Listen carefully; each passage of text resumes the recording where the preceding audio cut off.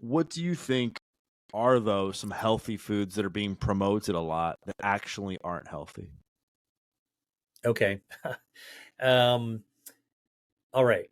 Listen, I'm a scientist, and so I'm all about the data and understanding the truth. That's what really science is, the pursuit of truth, and discovery, like understanding how things work. I'm also a doctor, so I get asked questions all the time about, like what's healthy and what's not healthy, and how am I being tricked with marketing. And, I try not to badmouth product categories, but sometimes, it's worthwhile helping people clear up the confusion in their mind. All right. So I'll give you two examples, two easy ones. You ever like go on a trip and you're gonna go grab some snacks, or maybe you're on taking an airplane and you're gonna go by the convenience store and grab a healthy snack, right? Rather than grab a candy bar, you might grab one of those health bars that they actually sell as an alternative, and all of a sudden you feel like I'm doing a healthier thing, right? I mean, there's so many of those types of now you can pick it up. What I would say is that those health bars are not necessarily so healthy. If you pick them up and look at the ingredient label, you will see all the additives that are included in these so-called healthy bars. Listen, added sugar is just one component of it. If sugar gets vilified, our bodies actually need sugar, not too much, but the sugar that people criticize is probably the least of your problems with some of these bars. The artificial colors, the flavor enhancers, the shelf stabilizers. Look, if you were to make a little baked bar at home with granola or whatever it is, I guarantee you, if you made that, you keep it around your house for a couple of days and then you toss it if you don't eat it, right?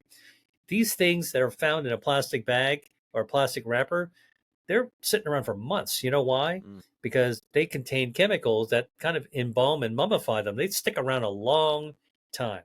That's not what you want. So that's a kind of a healthy food that might not be so healthy. The other thing that I'll say I find everywhere now, again, I was doing research in the Mediterranean a few months ago. And so I was in the Mediterranean and I saw, gosh, on the menu, the healthy plant-based alternative to burgers, right? So these are the plant-based meats. Okay, I'm taking a breath when I say this because I want people to really pay attention to this. A plant-based burger is not healthier than a really good burger made with high quality meat. All right. A plant based burger is not better than Mm. a regular burger. And here's why. If you look at the ingredient label of what's in a plant based burger, it is the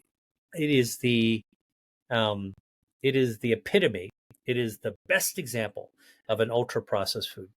They'll take soy. They'll actually manipulate the soy into a form where it's got the texture of meat. In order to get that texture, they add acids. They add other things to it in order to change the texture so it's meat-like. Then they'll have the flavor. You think a plant tastes like a burger? I don't think so. So now they actually add artificial ways to flavor that meat. Oh, it's smoke flavored. All right. Oh, how do you think they get that smoke flavor? That's definitely a chemical additive. And then if you're wanting to think about the ultimate in GMO, genetically modified organisms, there's some plant-based meats that actually will bleed like a burger when you cook it. Like remember when you're growing up and you go to like the 4th of July or picnic where somebody's grilling a burger and they like, how do you want it? You want it medium, medium rare? How do you want it? And if you're the person who's ever been manning the grill, which like I used to love to man the grill. You're cooking it, you press down on the burger and a little blood will come out, like little red stuff. Well, plant-based burgers have been genetically engineered to bleed like that. So how do they do it? They take the gene for hemoglobin, a plant hemoglobin, which is a protein that's found in blood, and they genetically engineer it into soy. All Mm. right. So forget about like, the big soy companies. Now you're actually particularly genetically engineering it to make the plant-based burger bleed like a real burger. So after all this is said and done, all right, you're still griddling it with the same greasy stuff that you're using in a regular burger, but instead of a piece of meat that okay, I'm not telling people to eat regular meat as a regular habit, or hamburgers as a regular habit. I'm just telling you that plant-based burgers, which are touted to be a healthier option, are in fact an ultra processed food. I put them in the same basket as potato chips and all these other ultra processed foods. Maybe a little bit less worrisome than a Twinkie or whatever, but I would say it's not a healthy choice to make. If you love the flavor and you're a vegetarian or a vegan, enjoy it once in a while, but don't mistake that for a healthy food, even though it's sometimes marketed as a healthier choice. Thanks so much for sharing all that. I mean, I think people do need to focus on like whole unprocessed foods, and I agree. I think plant-based burgers are super unhealthy in my opinion as well. Going back to the beginning, we talked about eating for longevity and Mm. health. You recommend people eating like a plant, I guess, forward plant-based diet. Um, what types of foods would you say are best to include in a diet like that? Like where do you recommend people get their protein from? So let me again start with what I do, Yeah. and maybe this is a good guide going forward for other people, because like this is, look, I could lecture about the ideal ways of eating, but at the end of the day, people ask me, hey, Dr. Lee, how do you eat? Like, what's their approach? Number one, I'll tell you what I do. I really try to avoid eating fast food. The drive-throughs, all that kind of stuff, convenience stuff. Even if I'm on a car trip, like a road trip, I try to avoid eating that kind of stuff, because that's just more ultra processed stuff with unhealthy fats, a lot of salt, and I'm not controlling any of it, and I'm eating it on the go as well, and eating it too quickly. So I try to avoid all that kind of stuff. I try to eat foods that I cook myself, all right, or that somebody has cooked for me, that I know what's in it and I know what the quality of the food that's in it. So then you ask, well, like, okay, so what kind of foods do you actually have?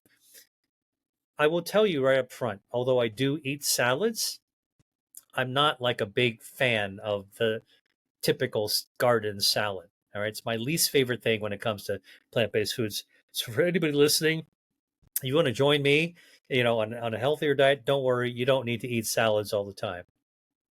I like foods that are cooked, so I like cooked tomatoes. Think about tomato sauce. Um, I like mushrooms. I like spinach. If you cook the spinach, one of my favorite spinach dishes, something I learned from the Mediterranean. You take clean spinach, take some extra virgin olive oil. It's got all these polyphenols in it that are good for your overall health and lower inflammation. Chop up some garlic that have allicin, also good for lowering inflammation. Saute the garlic in the extra virgin olive oil. It smells really good. Throw in the spinach. A lot of spinach will shrink down. Kind of stir that around, saute it. It cooks really fast. Like I'm talking about maybe a minute and a half max. Throw in some pine nuts, throw toasted pine nuts, some golden raisins. I'm going to put a little chili pepper flakes, take it off the heat and serve it. And now you've got this incredible, delicious Spanish style spinach dish that's not only good for your microbiome, not only anti-inflammatory, but it actually helps to lower your blood pressure as well, because the nitrogen in spinach, if you chew it, and that's a dish that I really savor, will actually be converted. The nitrogen from the spinach will be converted into a form, gets absorbed in your stomach as nitric oxide, which lowers your blood pressure and improves your blood flow as well. So I liked cooked vegetables. I was looking just the other day at a dish of kind of sweet and sour. They call it agrodolce radicchio. And radicchio is a vegetable that, if you don't know to look for it, you might miss it. But it's found in the fall. It's a fall vegetable that it's kind of red and white. It's a vegetable. It's in the leafy section. It's not green. That you can actually roast, and you can add apple cider vinegar to it. You get extra virgin olive oil to it, and you can also grill it, and it's absolutely delicious. And so I like to plan my meals inside out of how we were taught, right? So most meal planning goes, okay, what do you want for your protein? You want chicken? You want fish? You want beef or whatever, and you start with that, and then like, what do you want on your side? Because that's how the restaurants have it. What do you want for a side dish? What kind of vegetables do you want your side dish? I like to invert that. I say, what do I want as my vegetable, which would be my main, and then if I want to actually have a non-plant based protein on the side, it's a side dish. And if it's a side dish, I want to make it so I can share it with everybody, whether it's fish, whether it's poultry, whatever it is. I want it to be shared with everyone. And that's another little tip is cook foods that are classic in traditional Asian or Mediterranean. I tell people I eat Mediterranean style, Mediterranean and Asian.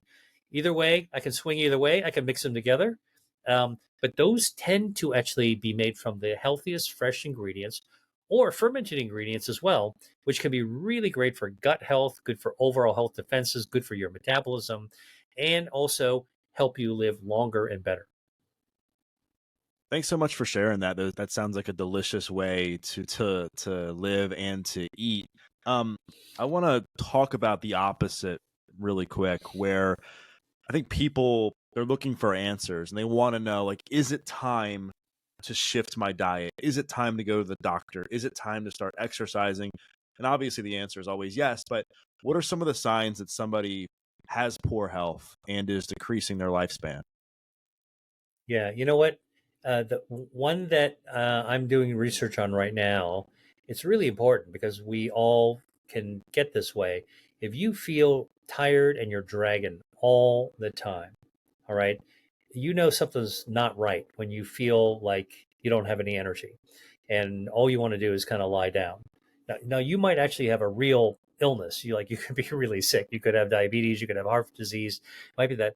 Or your gut health might be bad and you might have inflammation. Inflammation makes you tired. That's one of the things that we do know for chronic fatigue syndrome, which is not a well-known, like we don't quite understand chronic fatigue very well, but we do know that inflammation goes like through the roof when you're actually chronically fatigued, and when you're chronically inflamed, you're also tend to be tired. So fatigue is one of them. I would also say if you wind up, uh, look, this is not something that most people talk about, but I'm a doctor, so I can I tell this to people all the time. Look in the toilet bowl after you urinate, after you pee. Does that look normal? Is it clear? Is it light yellow? It should be. If it's dark, hey, you're a little dehydrated. Better catch up with that fluid. All right, that's a quick, easy visual test. And also, after you go do number two, listen. We now know our gut health is responsible for lowering inflammation, raising our immune system to defend ourselves against invaders from outside the body and even cancer cells invader inside the body. And also, our gut health is responsible for our metabolism, responsible for internal healing, and responsible for brain health. When your gut is not healthy and when it produces poop that isn't normal, loose stools all the time, constipation all the time, dark, tarry stools, bright red blood in your stool, like any of those kinds of things that are not normal, that's a signal that things are not going well with your gut, and your gut health is probably compromised there. That's another wake up call that you should be doing something. And look, how many of us have actually just muscled through, soldiered through being kind of uncomfortable in our belly, right? Yeah, I don't know. My gut's not feeling that great today. And tomorrow it'll feel better. I'm going to just muscle through that. Listen, that day that your gut's not doing too well, it's your body giving a signal, sending up a distress flare. Something is actually going on. And these are all little subtle signs, but they're important signs that it's time for you to slow down and take a moment to take a look at your health and what you can do to improve it. And so would you say the first step somebody should take if they're in a situation like that is to go to their doctor and get a physical done? Um, you know, I would actually, as a doctor, I would tell you what I would tell patients. Um, the first sign of that, take note of it. And if you can make a little mini diary, and I'm not talking about busting out a book and publishing a diary. Take out a piece of paper that you can put on a refrigerator magnet and just write down the date and what you're feeling. and do that for a week to see if you're actually feeling uncomfortable for at least a few days, maybe a week. So you're documenting what you're feeling. All right. That's important because by the time you go to the doctor, yeah, like, oh, why are you here? Well, my stomach was uncomfortable 5 days ago, but actually feels fine now. We don't know what actually was going on. But if you tell me for 3 days straight, I was having, diarrhea, like, okay, now the doctor will see you, will actually start to put together a more detailed picture. So I think going to the doctor with your first sign, not the thing to do. What you should do is take a note of it. Easy thing is on your phone, your mobile phone, flip open the notes program app, take some notes. All right. Nobody has ever got to see it. You can delete it later if you're embarrassed by it, but do take those notes down because when you talk to the doctor, they're going to ask you, people like me are going to say, well, when did this begin? And Mm. how long did it begin? And have you had any other signs or symptoms where you're feeling weird? Write all that down. If you can give me 3 or 4 days or 5 days of a report, man, is that helpful for us to figure out. And so that's what I would encourage people to do rather than at the first sign, go to call up your doctor to go to an appointment or go to the emergency room. No, you don't need to do that. Slow it down, pay attention to, there's a warning sign going on, take some notes because you're going to want to share that with your doctor later. When it comes to like taking that first step to improve your health, like do you think exercise or nutrition matters more? Both. Mm. And they go hand in hand. When you exercise, like, okay, so a lot of people think of exercise as, going to Pilates or going to a gym. That is exercise, or weightlifting. That is exercise. But, actually walking up the stairs, uh, choosing the stairs instead of the elevator or the escalator, that's exercise as well. So we do little bits of exercise every single day. If you live in an apartment building and you want to walk 2 or 3 flights up to your apartment, hey, that's also exercise. Walking to school, even if if you work in an office building, even uh, going to pick up something rather than have somebody deliver to you, that's all exercise. So Mm. I think that exercise is very natural to do, and it's a good thing to think about. Oh, the easiest way is actually just to go for a walk. Anybody, I don't care how busy you are. I don't care if you're if you're the president or CEO of a whatever. Listen, you got time, but trust me, you've got time after dinner to go for a 30-minute walk, to get your heart rate up, get that blood flowing, and actually to help digest your food and it'll set you up to have better sleep anyway. All right. These are all little tiny signs. No time for a gym, can't afford the gym membership, no problem. There's a low cost way of getting started. And of course, you can ramp it up, of course. But I think for most people who are struggling with this question, the question is, how do I get started? And that's how you get Right. started.